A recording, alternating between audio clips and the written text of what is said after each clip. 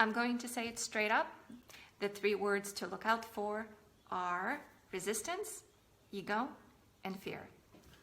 Hi, this is Ava, and today I have for you a presentation about spiritual narcissism, how to recognize it, what keywords to look for. I just mentioned them. We'll talk more about them, and what tactics spiritual narcissists use in order to intimidate you, control you, and inject in you their way of looking at the world. So it is easy, very easy, to be fooled by spiritual people and religious people by believing that because they're spiritual and because they're religious, they must be good, they must be safe, and nothing can be farther from the truth, because unfortunately a lot of narcissistic people are in those circles, and they use their religion in order to hide behind its facade.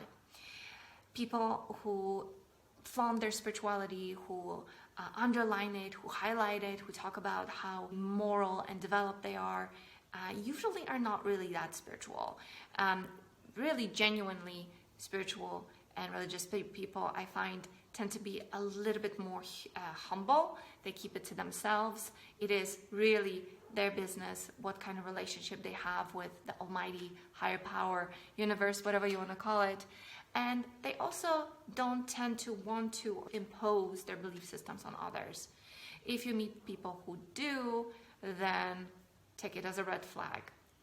They usually start by marketing themselves as having something that you want and that you don't have, whether it's some kind of a secret to make you enlightened or rich, or something else to complete you. This is usually how they hook you in.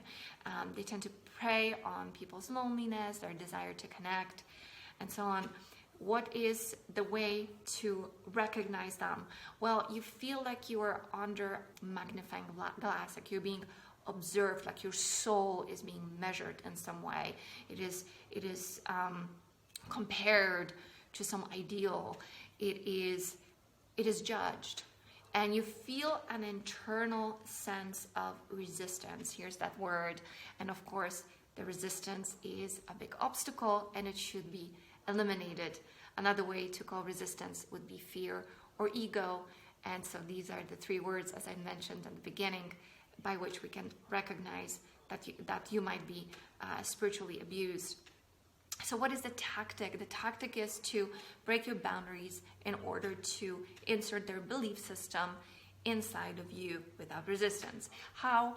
By making you either first feeling idealized, so it's the classic tactic of narcissists to put you on a pedestal, to love bomb you, shower you with flattery, tell you you're special, and then later on, once they get a little bit more lazy and the true face comes out, they may use shame as well to shame you for being who you are and how you are. So breaking your boundaries is the goal. They will call resistance fear, and in a spiritual world, of course, fear is bad and needs to be gotten rid of, so there's no room for that. Another substitute word for resistance is ego, and ego is also very bad in spirituality, and you should get rid of it. And nothing could be further from the truth, because the truth is that to function in the world optimally, you do need a sense of self. You do need an ego, a healthy ego, a measured ego. It doesn't need to be, something that is so big and so overwhelming that it imposes itself on other people. But you do need it, and ideally, it's healthy, it's balanced, and it's a vehicle to achieve your goals in life. And it's a way through which you can relate to other people and build healthy relationships. So, what if I told you that the resistance is actually the edge of your boundary? And what if I tell you that what the guru says is bad is actually your inner armor, your protective instinct kicking in? Dr. Scott Peck, who I like to quote very much, a psychologist and author, among others, a book that I highly recommend called People of the Lie. He said that when you encounter an evil person on your path, you're going to feel resistance and repulsion. That's how you can tell something's off, something's wrong. And if you read his book, he eventually makes it pretty explicit that evil and narcissism are tightly related. I did make a video about how to recognize evil And I encourage you to also have a look at it. I dive a little bit deeper into this topic. So what does the spiritual narcissist really want from you? Well, they want you to completely agree with them so they feel validated. They also want your audience. They want adulation, admiration. They want complete surrender without any resistance, of course. Why do they want it? So they can control you and they can make you into their perfect mirror that reflects their greatness. It's probably what they didn't receive when they were younger. Their parent didn't reflect the love that they feel towards them, so that and all sorts of other emotions, so that a sense of self can begin to build inside of a child and form that way. And that's why they're empty. They didn't receive it, so they will go out and they will seek that validation. They will seek that reflection from the outside world, and they do it notoriously. They do it persistently because they can never quite satisfy that hunger. When their spiritual narcissism becomes unmasked, you really see the true face. There's a face of someone who has a sense of superiority and strong self-righteousness.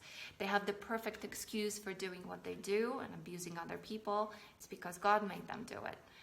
And they rationalize their bad behavior with all sorts of spiritual empty talk or spiritual ambiguous word salad that really doesn't mean anything, while they lie, cheat, manipulate, steal, seed conflict, triangulate, isolate, and shame you. How do you protect yourself? Well, you need strong boundaries, and best way to build boundaries is from the inside. It's by understanding yourself, feeling yourself, by validating yourself, and it takes some work to get there. It may take some time. It's good to do it with a professional, whether it's a therapist or a coach. I'm certainly available for this work. It's something that I do in my sessions with clients, but also a really good therapist can do an amazing work to help you feel that sense of self on a much deeper level, and to process all sorts of uncomfortable emotions so that you're not vulnerable to emotional manipulation out there. What else? I'm going to say the J word. Judge people by their actions, not by the words that they say, because that's not enough. You can spot hypocrisy that way. It may take a little bit of time to get to know that person, but eventually it will become apparent. That's how we can learn who it is that you're really dealing with. So actions over words.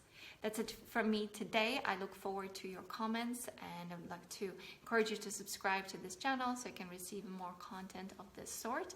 And if you have been spiritually abused and have been through this yourself, I'd love to hear from you. What helped you come out? What helped you heal yourself? And where you're now in your journey. Thank you so much, and I look forward to catching up with you in the next video. Bye-bye.